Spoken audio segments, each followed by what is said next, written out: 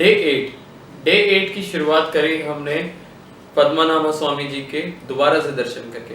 श्री श्री पद्मनाभ स्वामी temple जितनी बार चले जाओ उतना अच्छा लगता है। उसके बाद हम वहां से निकले कन्याकुमारी के लिए।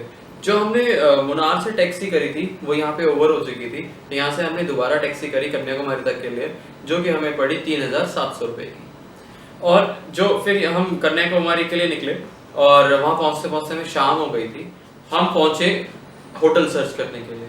होटल सर्च में हमें बहुत टाइम लगा। इवन जितने भी सी के पास के होटल्स हैं हम ऑलमोस्ट सब देख चुके थे। सब में एक ही प्रॉब्लम थी कॉमन के, वहां पे सीलन की बहुत ज्यादा बदबू आ रही थी, जैसे बहुत दिनों से बंद पड़े हो, और बिकॉज ऑफ वहाँ की ह्यूमिडिटी एयर, और बहुतों का फर्नीचर बहुत पुराना था, गला हुआ था। तो मेरे को उनमें से कोई भी होटल पसंद नहीं आया। इवन या तो वहाँ पे 5 स्टार है नहीं, और है तो वो बहुत दूर है कन्याकुमारी से, और सेकंड जो 3 और 4 स्टार होटल्स हैं उनकी कंडीशन बहुत खराब है। फिर हम इतना ढूंढने के बाद एक होटल हमें अच्छा लगा जो कि बिल्कुल कन्याकुमारी माता टेम्पल के बहुत पास है, होटल समुंदर। वो हमें फिर भी बाकी होटल से अच्छा लगा।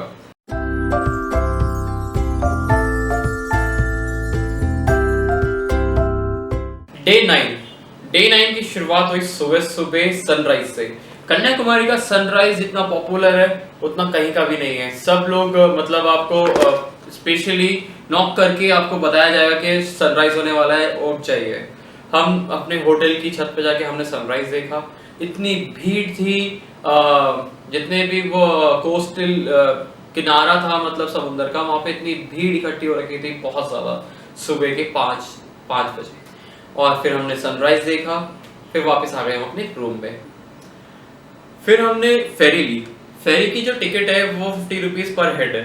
फेरी आपको लेके जाती है स्वामी विवेकानंद जी के टेम्पल पे, और वहां पे कन्याकुमारी माता के चरण चिन्ह भी हैं, आप उनको देखिए।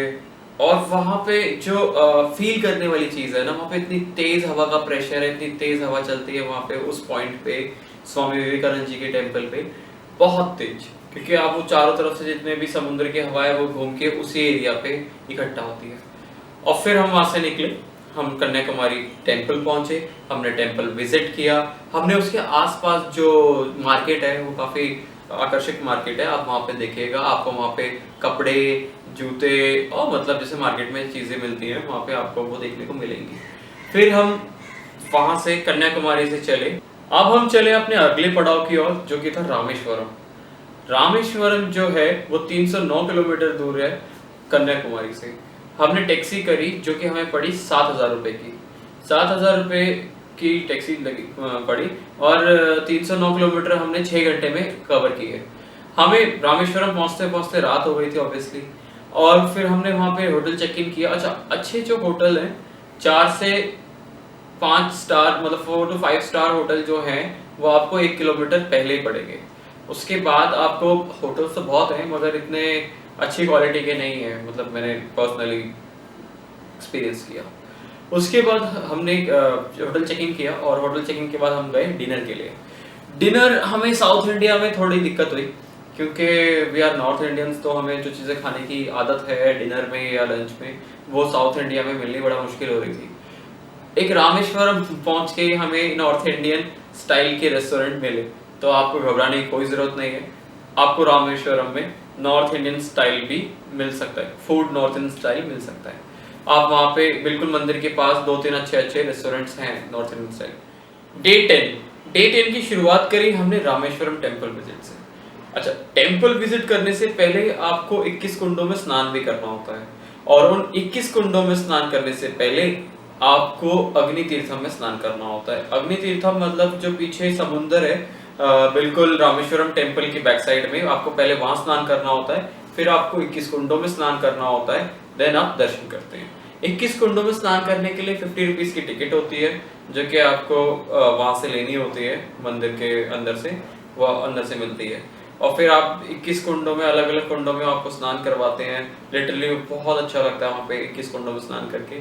और फिर आप अपने गीले वस्त्र चेंज करके फ्रेश वस्त्र पहनते हैं और भगवान को दर्शन करते हैं। रामेश्वरम दर्शन की जो टिकट है, एक तो आप फ्री दर्शन कर सकते हो, दूसरा जो वीआईपी दर्शन की टिकट है वो 100 रुपीज की है, वो आपको शॉर्ट लाइन से थोड़ा सा आप आगे चले जाओगे, बस इतना ही फर्क है।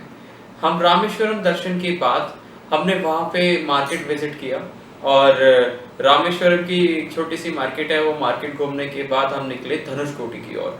जो धनुषकोटी है, हमने हमारी गलती ये हुई कि हमने वहाँ जाने के लिए ऑटो ले लिया।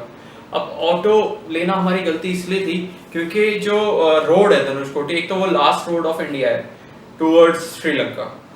अब दोनों साइड में समुंदर है और बीच में एक पतली सी रोड है और दोनों तरफ रेत है और रेत की जो टीले हैं, जो भर भर के रेत आप मतलब आप सैंड बात करते हुए जाओगे, वो सारी मतलब हमने अपना अपना पूरा फेस कवर कर लिया था, फिर भी अंदर तक सैंड आ गई थी। इतना तेज हवा के झोंके वहां पे चल रहे थे।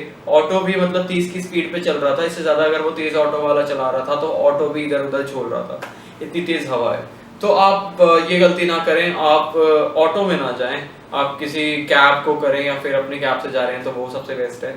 हम वहां धनुषकोटी पहुंचने के बाद भी वैसे आपको सैंड मिलेगी, वहां पे चारों तरफ से सैंड ही सैंड उड़ रही है, बट वहां पहुंच के हमें इतना अच्छा लगा। वहां से आपको स्ट्रेट व्यू मिलता है राम सेतु का। राम सेतु वहां से एकदम आपको आंखों के सामने होगा, वो धीरे धीरे धीरे धीरे धीरे समुद्र के अंदर जाता हुआ आपको दिखेगा। वहां से मात्र 21 किलोमीटर या 22 किलोमीटर ही श्रीलंका रह जाता है, मतलब आपको एक टापू भी जैसा वहां से दिख सकता है अगर मौसम साफ हो तो।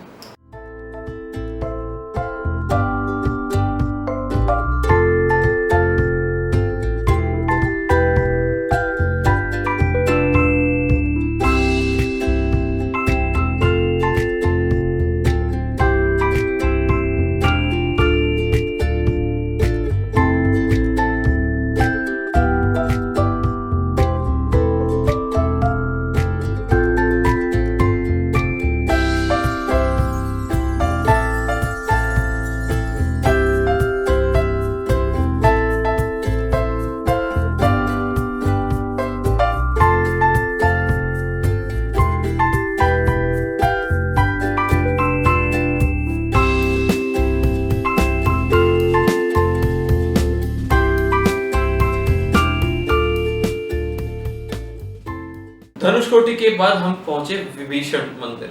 वहां विभीषण जी का अभिषेक हुआ था। विभीषण मंदिर भी देखने लायक जगह है। फिर उसके बाद हम गए लक्ष्मण तीर्थम, सीता कुंड, राम तीर्थम और पंचमुखी हनुमान मंदिर। पंचमुखी हनुमान मंदिर में वो पत्थर आज भी मौजूद है जिनसे कि राम सेतु बना था, जो पानी में तैरते हैं पत्थर। कहते हैं नल और नील ने जब हाथ लगाए थे तो वो तैरना शुरू करे। अभी भी वो पत्थर वहां पे पानी में तैरता हुआ आप देख सकते हो अगर आप वहां चाहो तो।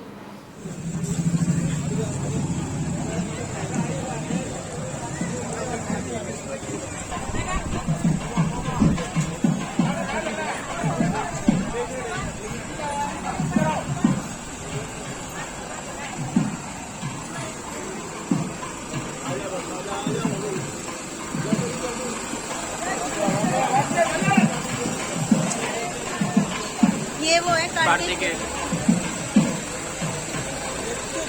ये विष्णु, हाँ गरुड़ पे सारा परिवार है। ले लो ना।